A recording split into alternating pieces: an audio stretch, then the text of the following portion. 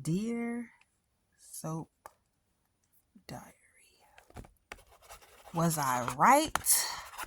Or was I mother effing right about Sunny and DA Brenda bot? Oh my God. They go together real bad already. I'm like, damn, this timeline is, this timeline is on a warp speed. In my face, actually, I can't tell. Excuse me.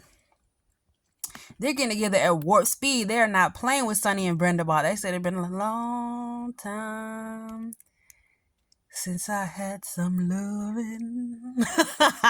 We haven't seen Sunny in the bed with a lady in like since Nina, for real, because I don't think he was sleeping with Natalia. So yeah, they trying to get Sunny in that bed. Yeah, you know how it is when a brunette come along.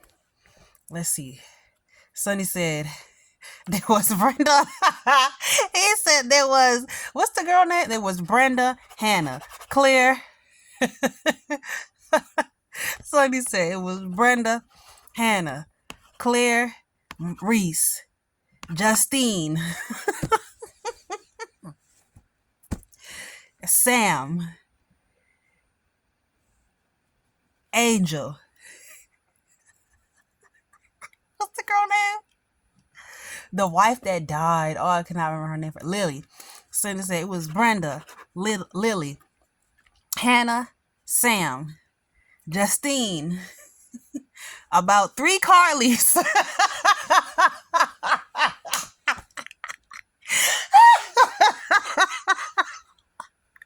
Hey, they gotta take me off air, bro. They finna shut me down, bro. I be having too much fun with this. Hold on. Sunny said there was Brenda, Hannah, Justine, Sam, about 3 Carlys, Reese, Claire, okay, Alexis, Ava, about about 3 Carlys. Got it, bro. Hold on, let me look up Sunny dating history. Like, we playing entirely too much right now, but I'm about to finish my rap at the end. Hold on, I'm gonna look up Sunny so we can see his dating history. We finna wrap this. But yeah, the timeline with Sunny and DA Brenda is literally sped up. They're on the warp speed timing. They're like, it been too long since Sunny has some cookie. I was gonna say some coochie, but since Sunny has some cookie, they said it been too long. Sunny haven't been in the cookie jar. Okay, so after the game, Sunny takes her to the hospital because apparently she got hurt. Remember, I said it yesterday, it was going to get sped up and he was going to get her in the bed before October. Well, he's going to get her in the bed before September at this point. She got hurt at the baseball game or whatever. He's the one that takes her to the hospital. Why? Because he's Sunny. You know, he's Sunny, so that's why he took her to the hospital. But she could have went with her teammates, but apparently she told everybody that she was okay because she didn't want anybody to see her down. And like I said yesterday, Sunny was going to do something nice for his kids, or she was going to hear something happen with Sunny and his kids where he was sound like a good person, and she was going to be like, Sunny's a good person. Y'all don't know him like I do. What did I say? These storylines write themselves, honey. They write themselves. We're going to try to get through the whole thing because I have to go to the store real quick. I have some errands to run, but let's see what we can get through before I get out of here. All right.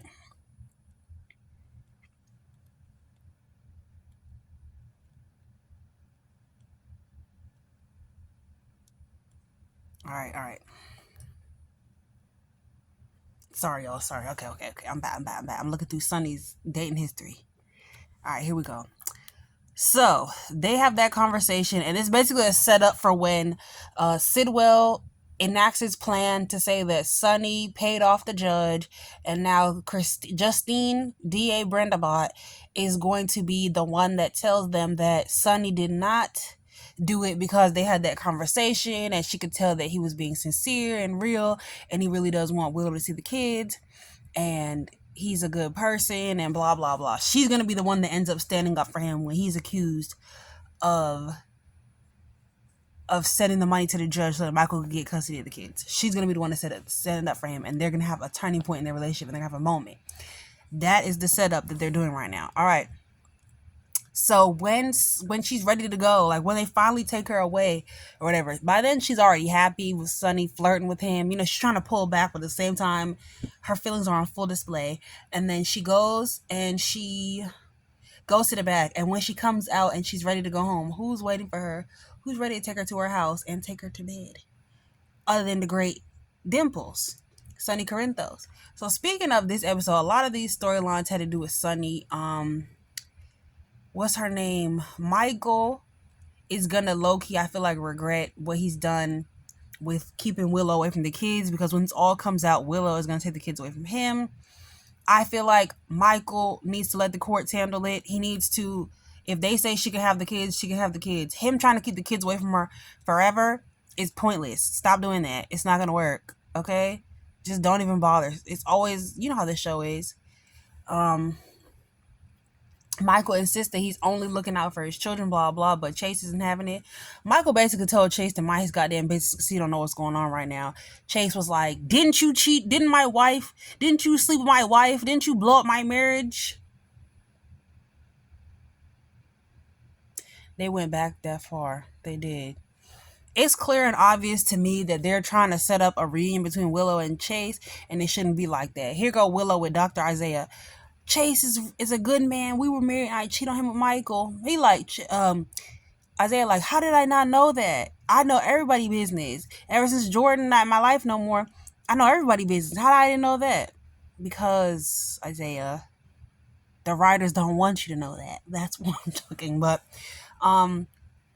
she's like, he's the man that I thought Michael was. Michael's not who I thought he was. Nobody is who you thought they were. You notice that, Willow? Do you even have thoughts? Does your brain work? You need help. So Willow needs some psychiatric help over the next 2 months. She does not need to be at work. She needs to be working on herself. And if the judge says she can see the kids' supervised visits, then she can see the kids' supervised visits. But I don't think Michael should keep the kids with her forever. Okay? For a while, yes. Forever, no. Chase really need to mind his business. Chase is mad because because Brooklyn don't want to have no baby right now, and Chase needs to be more understanding because that is his wife's child. That's his wife's child. Like, why are you tripping over your wife's child, bro? Like, that's your wife's kid. Let me see. It was a lot. I don't know if I can get through all this. Sometimes it just be too much for me. But let's go back to the top of the page because honestly, I'm reading a recap right now because that's what helps me get through this. It really does. Sometimes GH really just is boring. Okay, Chase arrives at the Metro Court pool, wasting no time bringing up running into Willow. Michael curtly cuts him off, noting that they aren't having this conversation. Chase tells Michael he owes him as he's the man who busted up his marriage to Willow, and Michael relents. Chase says Willow knows she's made bad decisions and she's trying to be better. She's no longer under Drew's spell. Michael says more is at play. Willow is a kidnapper. You don't know all my business, and I'm not finna tell you, boy, because you're the police. And also, I know you finna go back to Willow and tell her that I know, and then it's all gonna be a mess from here on out. So they all basically wait to October. Chase is like, you're punishing her. Chase, mind your business. But you can't do that. You're Willow's new knight in shining armor. You're her new hero. Child, we don't want to see it. I mean, if Chase was single, yes, like he had a girlfriend and they broke up and stuff, then yes. But Chase is a married man in a very dedicated marriage, and they're already sowing the seeds for this marriage to end. Like Brooklyn, we all know Chase is gonna leave Brooklyn because she didn't tell the police about what happened with Sonny, and she's keeping more secrets from him. We all know that they're going to end up breaking up for that reason, and he's gonna go back to Willow. The writing is on the wall, and they're being very heavy-handed with what they're doing. They said Lulu beats the dead horse. Everyone warns her not to. Lulu, I have no sympathy for you, girl. You look a mess. You're tired. You need to go home and go to sleep and get out of people's face with this foolishness, okay? Hold on, let me clean my phone screen.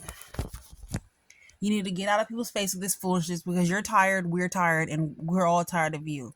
Okay? Carly said, my auntie, sister, cousin, boyfriend, nephew helped save Willow's life. I can't go against them. Lulu was like, yes, you can.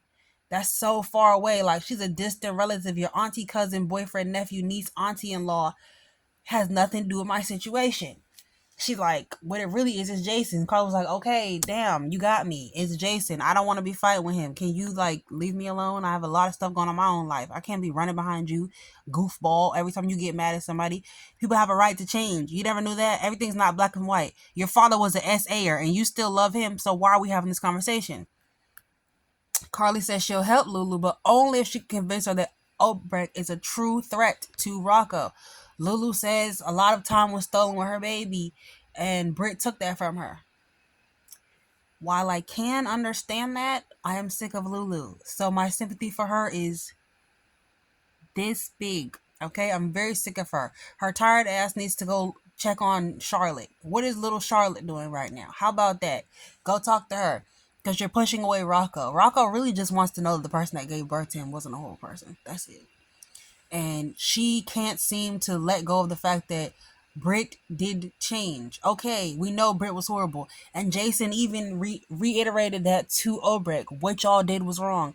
Does she know that it was your idea? Like, does Rocco know the truth? And she's like, no.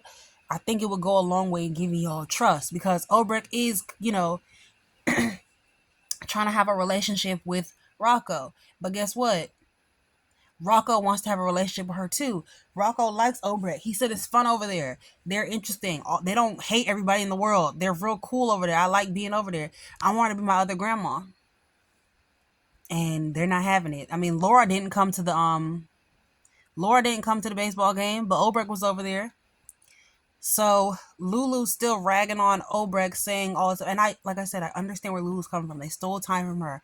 She didn't get that experience. But honey, you were never gonna get the experience to be pregnant with him. Do you not remember your biquadrant uterus or whatever? You were never gonna have him.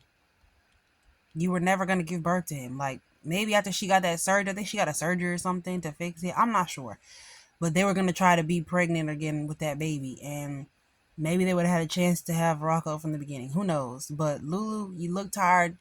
You look old. You just gotta relax because nobody's going down this road with you. People have moved on, Lulu. I understand your pain. I do. But you're an irritating person, and I don't really have much sympathy for you because I'm sick of you and how you act. This is low-key karma. Britt can't do anything because she's supposed to be dead, but we all know she's not dead. So this is all like a big setup. Honestly, they're being very heavy-handed, and I honestly think that they should have let this play out while while she was in a coma, so her and Rocco could get close, and then it wouldn't be any Lulu in the way, and he could see what he could see for himself about her, and that storyline would have made more sense. But them doing this just as Lulu comes out of the coma is to me a bit heavy-handed and also like insensitive to the character that has lost so much time with her son, never got a chance to be pregnant with her son. Her son was kidnapped and time was stolen from her. So I understand where Lulu's coming from. She's just a very annoying, unsympathetic character.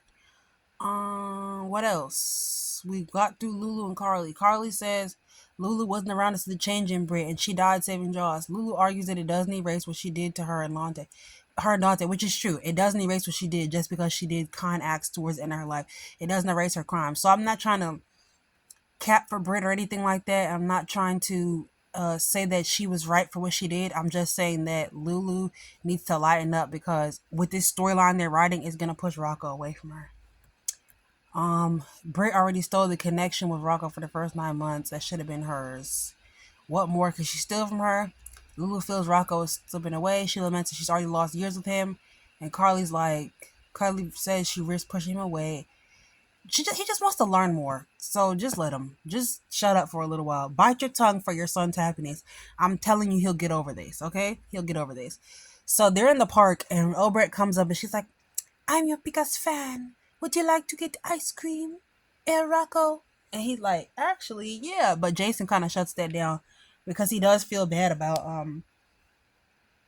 Lulu's situation and the fact that, he was the one that gave him positive information about Britt. And Lulu didn't like that. And Jason is trying to be more a sensitive parent because, he's a parent now. He just became a parent last year. And he's trying to be more sensitive to parents' feelings. So basically, Jason pulls her aside and tells him, like, hey, I don't want you to try to get in between them. And even if that's not what you're trying to do, that's what's happening. You're getting between him and his parents. And he's going to have to choose between you and his parents. And If you really love him or whatever, don't do that. I know you want to talk about Brit. I know you miss her.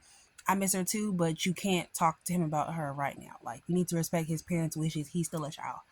So she got that, and she was like, "Oh, I forgot my lactose pills. I must go home."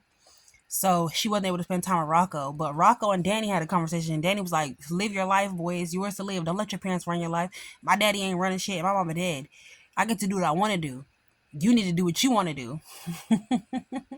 Which I thought was funny. And Rock, a lot of Danny's mannerisms remind me of Jason's, which I thought was funny. Cause there was something that he did with his hands where he was like, and I was like, "Oh my god, that is so Jason." He's such a great little actor. I really do like the guy who, the little boy who plays Danny, and the little boy who plays Rocco. They're both really good actors. Uh, they say Dr. Obrecht has done some sus things in her past, but he, she's cool, and his parents have reservations about her, so maybe he will steer clear of her. But he likes her, and he wants to get to know her, and he wants to get to know more about Brit. He views her as his other mother. He's like, she's my other mommy. And Danny's basically like, do you, bruh? Like, you like 15, you can do what you want to do. Don't let them run you. You run your life. They don't run you.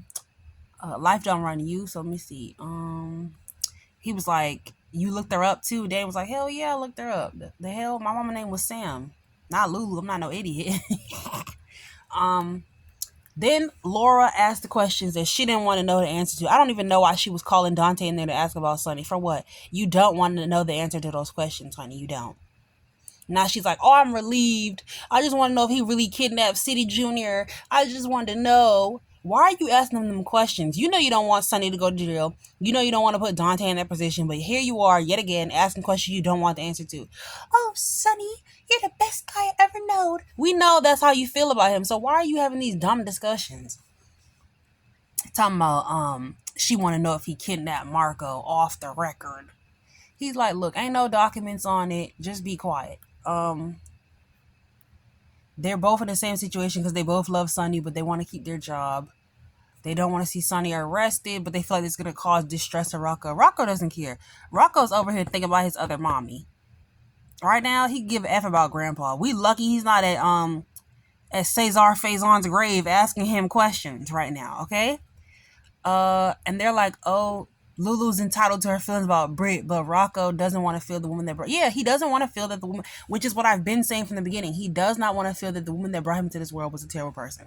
Simple as that. Even though we know she did what she did for the wrong reasons, she had him to trap a man. It is what it is. He's here now. They said Dante says if Britt was around, he'd be opposed to the interest, but since she's not, he's kind of okay with it. Like, he is mad, but he's not as mad as Lulu. Basically, he has more sense than she does. But I understand she's a mother. She wanted to carry the baby. He could never carry the baby anyway, so it really doesn't matter to him who the hell carried it. He just carried it. He just did wish that he was a part of the process, and he knows that the baby was stolen from him. What else? Where are we? And yeah, and then the Willow basically lets it slip that Drew is blackmailing Portia, and Isaiah's like, oh, I'm not going to tell anybody, I got you. Just know when a man says, I got you, especially a black man says, no, I'm joking. When a man says, I got you, just know he does not got you. So he's going to go to her office and go talk to her about that. He's going to find out the truth very soon. She is so happy to have Isaiah. He might be her next savior, which I'm a little more comfortable with because they do have a chemistry. And also, he seems to, I don't know, this show just loves to have men suck up to Willow, especially black men. Look what happened with TJ. Not black men, but like, I don't know. This show, every black man in this show has a soft spot for a white woman. So just let them be. Yeah, just let them be, honestly. And let her do Isaiah, because I don't want to mess up Brooklyn's marriage. And then Tracy calls a meeting, and she's basically saying, like, look, y'all cannot send Sonny to jail. Maxie's back, and I'm very happy to see her. It's very strange to see her. Honestly, I got very used to the recast already, and I was like, what the hell is Maxie doing here? But Maxie's here, and she's like, why do y'all not want to send Sonny to jail? Like, you were the one that brought us the idea. Like, y'all was gung-ho. Maxie was broke before when Deception went down. Her and her kids was on food stamps, okay? She will never go back to that situation where her and her kids were on food stamps, living in a 1 bedroom, 1 bathroom apartment. She's not doing that again. She lives in Lulu's old mansion, and she's not going back to her past. She said, "We ain't never going back to what we used to do. I ain't gonna lie to you, but I had to tell the truth. I'm just being honest. Okay, my house cost $1 million. I'm just being honest. All right, come on, I'm quoting Future, but Maxie's like, look, I'm not going back to being broke. I'm not losing nothing. I'm going to the police about this. Y'all can say what y'all want to say.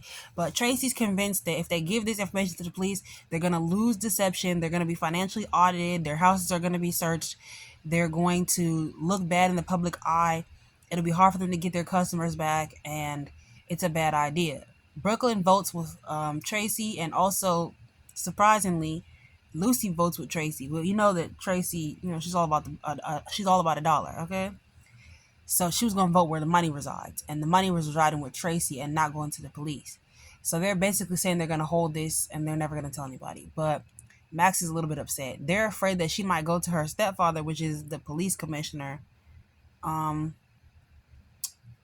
Well, the chief of detectives, Mac. And in the final moments, Willow thanks Isaiah for being a friend. She says that him and Liz and Chase make life bearable for her. And they have that conversation about the marriage. And Chase is trying to convince Michael that he's doing the wrong thing. Chase, mind your goddamn business and go talk to your wife. Yeah, that's basically the end of the episode, y'all. So sincerely, Soap Diary. I love that sound. All right, night, y'all. I gotta go to the store.